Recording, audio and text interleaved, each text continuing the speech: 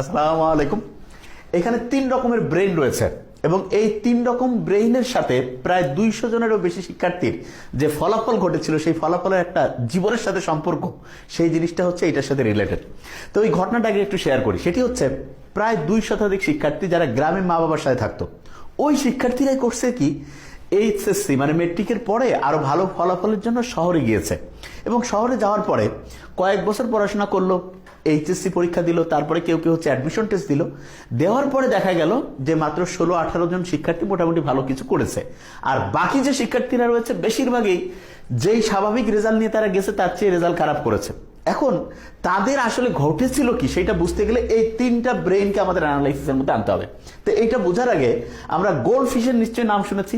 Gold fish এটার একটা জিনিসের উপরে ফোকাস করার মানে একটা জায়গায় হচ্ছে অ্যাটেনশন দেওয়ার সর্বোচ্চ ক্যাপাসিটি হচ্ছে 9 সেকেন্ড। তা যে কেউ বলবে যে 9 সেকেন্ড এটা তো খুবই কম, কিন্তু সবচেয়ে ভয়ঙ্কর যে দিকটা সেটা হচ্ছে মাইক্রোসফট কোম্পানির নাম আমরা শুনছি নিশ্চয়ই, বিল গেটসের যে বড় কোম্পানি, সেই কোম্পানি বেশ কিছুদিন আগে একটা গবেষণা করছে, করে হতবাক হয়ে গেছে।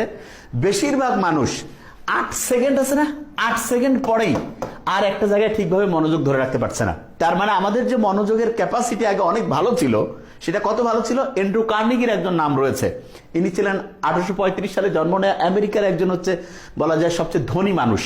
প্রথম জীবনে খুবই গরিব ছিল, পরবর্তীতে ধনী হয় এবং উনি অনেক অনেক হচ্ছে সম্পদ অর্জন করে। সমস্ত হচ্ছে যে ওটাকে বলবো যে এজেন্সি যারা হচ্ছে যে রাষ্ট্রের বিভিন্ন গোয়েন্দা বাহিনী, তারা চিন্তা করছিল ইনি এত টাকা করলো কি করে। সব খোঁজাখুঁজি করে যখন কোনো রকমের দুর্নীতি কোনো রকমের অবৈধ কিছু পায়নি, তখন ওনাকে জিজ্ঞেস করলো যে আচ্ছা আপনার এত যে হচ্ছে যে বিজনেসের মধ্যে সাকসেসফুল হওয়ার মূল রহস্যটা কি। তো উনি তখন বলছে যে আমি 5 মিনিট একটা জিনিস নিয়ে একদম মনোযোগ দিয়ে চিন্তা করতে পারি। তো সবাই বললো এত কম, এটা তো খুবই সহজ। তখন তাদেরকে জিজ্ঞেস করা হয়েছিল ঠিক আছে আপনারা চেষ্টা করে দেখুন পারেন কিনা। বেশিরভাগ জন 2.5-3 মিনিট 3.5 মিনিট করে হচ্ছে ফোকাস রাখতে পেরেছিল। তার মানে ভালো ভালো অফিসিয়াল তারা 3-3.5 মিনিট পর্যন্ত রাখতে পারতো, আর অ্যান্ড্রু কার্নেগি 5 মিনিটের বেশি। তার মানে জীবনে সফল হওয়ার ক্ষেত্রে ফোকাস ধরে রাখার মারাত্মক গুরুত্ব রয়েছে। এখন আমাদের এই ফোকাস ধরে রাখার ক্যাপাসিটি মাত্র 8 সেকেন্ডে নামছে অধিকাংশ মানুষের, এবং এটা কি কারণে সেটা ইনশাআল্লাহ আমরা আবিষ্কার করার চেষ্টা করব। এখন যে জিনিসটা মোস্ট ইম্পর্টেন্ট সেটা হচ্ছে বর্তমান সময়ে কোকেন, হিরোইন, মরফিন, এই যে বিভিন্ন নেশা জাতীয় জিনিস আছে, এইটা যতটা ক্ষতি করে তার চেয়ে বেশি ক্ষতি করে যে কোনো রকমের হচ্ছে অশ্লীল ভিডিও ছবি যে রয়েছে এগুলো। আর অনেকে বলবে যে ভাই এটার কারণটা কি। এটার কারণটা হচ্ছে আমরা যে 3টা ছবি দেখিয়েছিলাম সেখানে আবার ফিরে যাব। সবচেয়ে ভয়ঙ্কর যেটা, কেউ যদি অশ্লীল ভিডিও কিংবা হচ্ছে যে ছবি চিন্তা ভাবনা করতে থাকে, তখন দেখা যায় তার মস্তিষ্কের সবচেয়ে গুরুত্বপূর্ণ একটা অংশ যেটা হচ্ছে প্রিফ্রন্টাল কর্টেক্স। কি নাম? Prefrontal cortex. এই প্রিফ্রন্টাল কর্টেক্স এর মধ্যে যে গ্রে ম্যাটার আছে, কি নাম? Grey matter. এই গ্রে ম্যাটার আস্তে আস্তে ধ্বংস হতে থাকে এবং সবচেয়ে ডেঞ্জারাস জিনিস হচ্ছে গ্রে ম্যাটার অসংখ্য কাজের মধ্যে সবচেয়ে 2টা সেরা কাজ করে। ঠিকই সেই 2টা সেরা কাজ, একটা হচ্ছে আমরা কোনো বিষয়ে যে ডিসিশন নেই মানে সিদ্ধান্ত নেই, সেই সিদ্ধান্ত নেওয়ার ক্যাপাসিটি এবং তথ্যকে প্রসেস করার যে ক্যাপাসিটি, তথ্যকে প্রক্রিয়াজাত করার যে ক্যাপাসিটি, সেইটা হচ্ছে করে হচ্ছে এই গ্রে ম্যাটার। এবং আরেকটা ইন্টারেস্টিং জিনিস রয়েছে, সেটি হচ্ছে প্রিফ্রন্টাল কর্টেক্স এবং হিপ্পোক্যাম্পাস। এই দুটো আমাদের তথ্যকে মনে রেখে সেটা পরীক্ষার হলে বা প্রয়োজনের সময় হচ্ছে মনে রেখে আবার ওই তথ্যটা খেয়াল করে উত্তর দেওয়ার যে ক্যাপাসিটি সেটাও নিয়ন্ত্রণ করে। তার মানে প্রিফ্রন্টাল কর্টেক্স যদি ধ্বংস হতে থাকে তাহলে গ্রে ম্যাটার ধ্বংস হচ্ছে। গ্রে ম্যাটার ধ্বংস হলে কেউ একটা জীবনের ডিসিশন নেওয়ার যে ক্যাপাসিটি সেইটার মধ্যে ধ্বংস হয়, তথ্যকে প্রসেস করার যে ক্যাপাসিটি সেটা ধ্বংস হয়, এবং পড়া মনে রেখে সেটা খেয়াল রাখার যে দক্ষতা সেটাও কমে যায়। এবং আমরা শুনলে অবাক হয়ে যাব, কেউ যদি কোকেন বা যে কোনো রকমের ড্রাগ ব্যবহার করে তাহলে তার দেখা যায় ব্রেইনে 200% পর্যন্ত হচ্ছে ডোপামিন ক্ষরণ হতে পারে। আর কেউ যদি অশ্লীল কোনো ভিডিও, ছবি এরকম কোনো কিছুর সাথে যুক্ত করে তাহলে দেখা যাবে প্রায় 250% পর্যন্ত ডোপামিন ক্ষরণ বেশি হয়। আর অনেকে মনে করবে ডোপামিন কি খারাপ। ব্যাপারটা ডোপামিন খারাপ ভালো না। মূল ব্যাপারটা হচ্ছে ডোপামিনকে আমরা তুলনা করতে পারি ভোল্টেজের সাথে।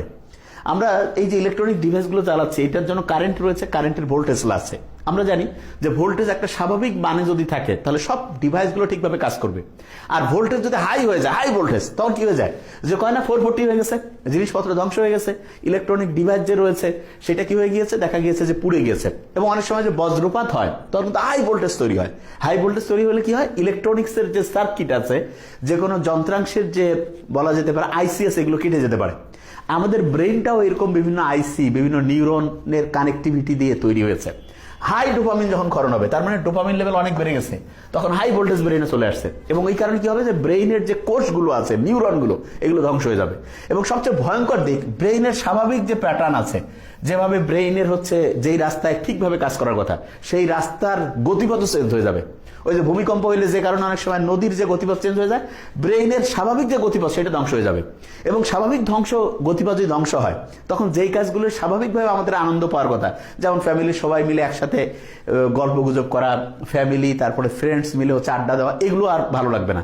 তখন আনইউজুয়াল কাজ দেখা যাবে যে হচ্ছে যেই জিনিসটা ধর্মীয় দিক থেকে হচ্ছে নিষিদ্ধ, এবং আমরা অবাক হয়ে যাই এখন যে ধর্মীয় দিক থেকে ওই জিনিসটা নিষিদ্ধ হয়েছে যে জিনিসটা হাই ডোপামিন ক্ষরণ করে। এবং হাই ডোপামিন ক্ষরণ করলে যেটা হয় সেটা হচ্ছে স্বাভাবিকভাবে আমাদের একটা কাজ করলে যখন ডোপামিন স্বাভাবিক ক্ষরণ হয়, তখন আমরা ওই কাজটা করতে পছন্দ করি। তখন দেখা যায় যেমন অনেকটা নামাজ পড়ার সময়, নামাজ পড়লে যারা রেগুলার নামাজ পড়ে তারা কিন্তু যতক্ষণ আজান হয়েছে নামাজ পড়ে নেই, বলে যে ভাই একটু ভালো লাগতেছে না, নামাজ পড়লো, বলছে হ্যাঁ গাটা একটু পাতলা লাগতেছে, মানেটা কি? তার মানে স্বাভাবিকভাবে তার নামাজ পড়ার পরে ডোপামিন ক্ষরণ হয়। ডোপামিন স্বাভাবিক লেভেলে যদি ক্ষরণ হয়, তাহলে আমাদের ফোকাস করার ক্যাপাসিটি, আমাদের ডিসিশন নেওয়ার ক্যাপাসিটি, তারপরে যেটা বলে আমাদের মস্তিষ্কের যে হচ্ছে যে কোষগুলোর যে স্বাভাবিক গতিপথ, এটা ঠিক থাকবে। আর কোনো কারণে যে কেউ, সেটা ওই খারাপ ড্রাগ হোক, অশ্লীল ছবি হোক, ভিডিও হোক, যে কোনো কিছু হোক, এগুলোর মাধ্যমে যদি ব্রেইনে হাই ডোপামিন তৈরি করতে থাকে, তখন দেখা যাবে তার ব্রেইনের যে অসাধারণ ক্ষমতা আল্লাহ দিয়েছেন, সেই ক্ষমতা আস্তে আস্তে ধ্বংস হয়ে যাবে। এবং এইটার কারণে এখন দেখা যাচ্ছে এডিএইচডি। এটা কি? এটা হচ্ছে attention deficit hyper activity disorder. এই যে এটার কয়েকটা সাইন আছে, যেমন দেখা যাবে কিছু ছেলে পেলে আছে না, যে খুব তাড়াহুড়া করে হাঁটতেছে, মনে হচ্ছে দৌড়াচ্ছে, এইটা মূলত অ্যাটেনশন ডিফিসিট হয়েছে, এবং একটা জিনিসে ফোকাস করার ক্যাপাসিটি নেই। এবং দেখা যায় যে জীবনের যে নির্দিষ্ট গোল, সেই গোল ওরিয়েন্টেড কোনো হচ্ছে কাজ সে করছে না, কিন্তু সারাদিন ব্যস্ত, তার মানে তার মনোযোগ ধরে রাখার যে ক্যাপাসিটি, সেটা ধ্বংস হয়েছে। এবং এই কারণে দেখা যায় আগেকার দিনে যখন আমাদেরকে এই যে পাক ভারত উপমহাদেশের মানুষজনকে শাসন করত, তখন বিভিন্ন কি দিয়েছিল, মানে হচ্ছে বলা যেতে পারে মদ, তারপরে নেশা জাতীয় জিনিস ধরাই দিয়েছিল। আর এখন মুসলমান বা অন্য যে কোনো ধর্মের যারা তরুণ ছেলে মেয়ে, তাদেরকে ধ্বংস করার জন্য এই যে অশ্লীল ভিডিও, তারপর হচ্ছে কি বলে ছবি, এই যে অপ্রয়োজনীয় হচ্ছে নগ্ন হচ্ছে ইনস্টাগ্রাম ছবি, এই যে জিনিসগুলো, এগুলোর মাধ্যমে ব্রেইনে হাই ডোপামিন ক্ষরণ হচ্ছে এবং ব্রেইনের কোষগুলিকে ধ্বংস হচ্ছে। আমরা ওই ছবিতে একটু পরে যাব। এবং এইটা এতটাই ডেঞ্জারাস, আফিম যুদ্ধ দুইবার হয়েছে। একবার হয়েছিল 1839 সালে শুরু হয়েছিল, 1842 পর্যন্ত শেষ হয়েছিল। এটা হচ্ছে যে চীন এবং ইংল্যান্ডের মধ্যে হয়েছিল। সেই যুদ্ধে দেখা গিয়েছে যে নানকিন চুক্তি হয়েছে, সেই চুক্তির মারফতে হংকং যে দেশ, সেইটাকে হচ্ছে যে চীনের কাছ থেকে ইংল্যান্ড তার নিজস্ব হচ্ছে যে ইজারায় নিয়ে নেয়। এবং আরেকবার আফিম যুদ্ধ 1856 সালে শুরু হয় এবং 1860 পর্যন্ত হয়। সেই দ্বিতীয় যুদ্ধ যে হয়েছিল, সেই যুদ্ধটাও কি ছিল, মূলত আফিম কেনা বেচা করতো। ইংল্যান্ড চাইতো যে আফিম আমরা যে কেউকে হচ্ছে দিতে পারবো, এবং সেইখানকার যে চীনের যারা হচ্ছে অফিসার ছিল, তারা চাইছিল যে না, এটা দিয়ে তো যুব সমাজ ধ্বংস হয়ে যাচ্ছে। এবং সেই সময় অন্যায় একটা যুদ্ধ করলো, এবং সেই যুদ্ধে দেখা গেল জিতলো কিন্তু হচ্ছে অন্যায়কারী, যে তারাই জিতছে শক্তির উপর ভিত্তি করে, এবং জিতে তারা অন্যায় চুক্তি করলো এবং বিভিন্ন যে চীনের যে পোর্ট ছিল সেগুলো দখল করে নিয়ে আফিমের ব্যবসা নিরবিচ্ছিন্নভাবে করতো। তা আফিম যতটা আমাদের জন্য ওই সময়ে জনসাধারণ ইয়াং ছেলেমেয়ের জন্য যতটা ক্ষতিকর ছিল, তার চেয়ে এখন ক্ষতির বেশি কারণ হচ্ছে অশ্লীল এইরকম বিভিন্ন ভিডিও, তারপরে ছবি, তারপরে অপ্রয়োজনীয় জিনিস, যেটা এক কথায় ধর্মীয় দৃষ্টিকোণ থেকে নিষিদ্ধ। অনেকে বলে যে ভাইয়া মোবাইলে আমি দেখতেছি, এটা কি পাপ হবে? সবচেয়ে সহজ ব্যাখ্যা, খালি চোখে দেখা যেটা জায়েজ, সেটা মোবাইলে দেখা জায়েজ। আবার বলছি, খালি চোখে দেখা জায়েজ, মোবাইলে সেটা দেখা জায়েজ। আর খালি চোখে দেখা যেটা হচ্ছে হারাম, নিষিদ্ধ, সেটা মোবাইলে দেখা নিষিদ্ধ।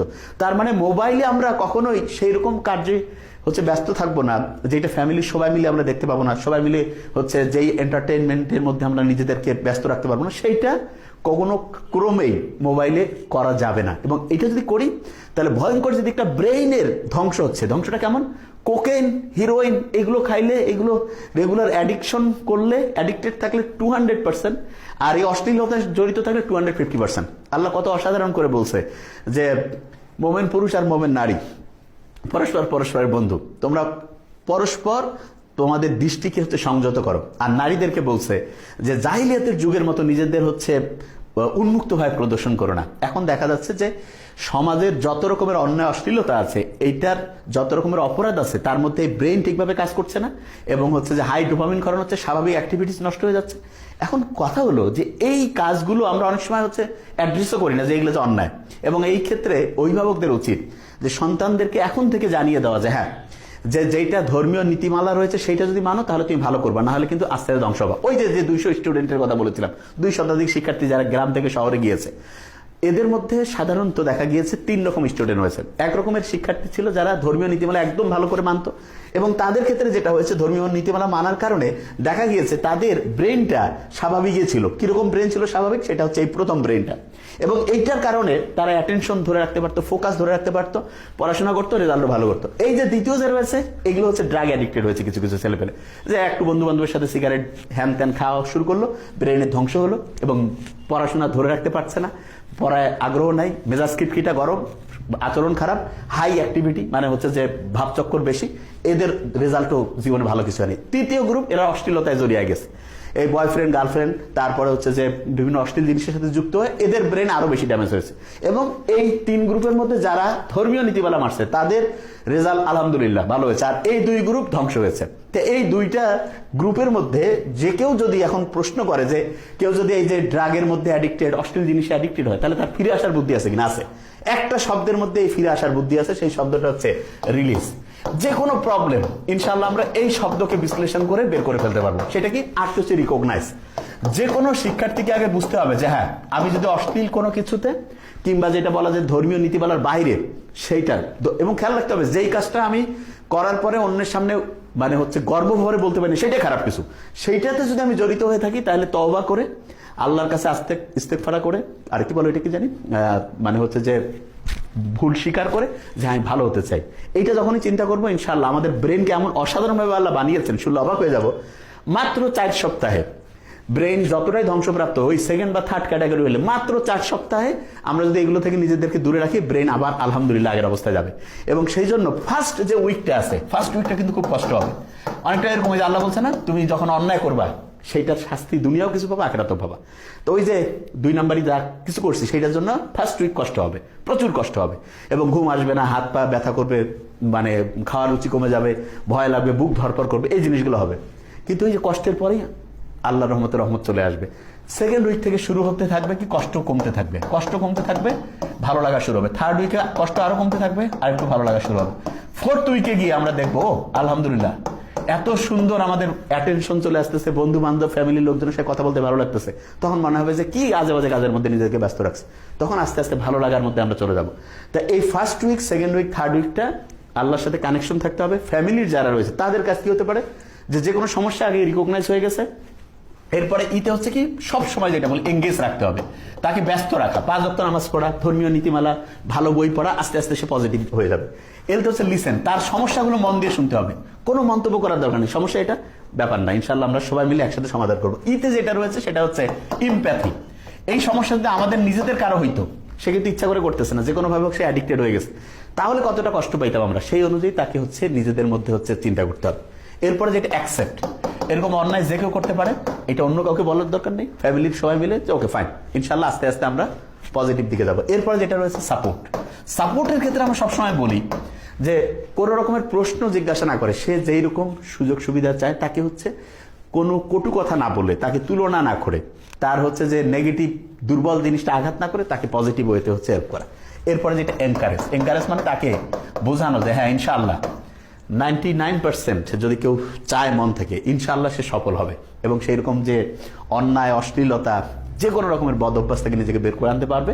এবং খেয়াল রাখতে হবে অন্যায় যেটা করছে আল্লাহ কিন্তু আমাদের বানিয়েছে, আমাদের মধ্যে ভালো খারাপ সব বৈশিষ্ট্য আছে, খারাপ বৈশিষ্ট্যটা কারোর মধ্যে সঙ্গত সে কোনো কারণে যদি প্রকট হয়, চাইলে আমরা ধর্মীয় বই পড়ে ভালো মানুষজনের সাহচর্য থেকে ইনশাআল্লাহ খারাপ জিনিসগুলোকে দূর করে আস্তে আস্তে ভালোর দিকে যেতে পারে। এবং যখনই একটা ফ্যামিলি, একটা সোসাইটি ভালোর দিকে যাবে, অটোমেটিক দেশ এবং মানুষ অসাধারণ হবে। Thank you so much. আসসালামু আলাইকুম।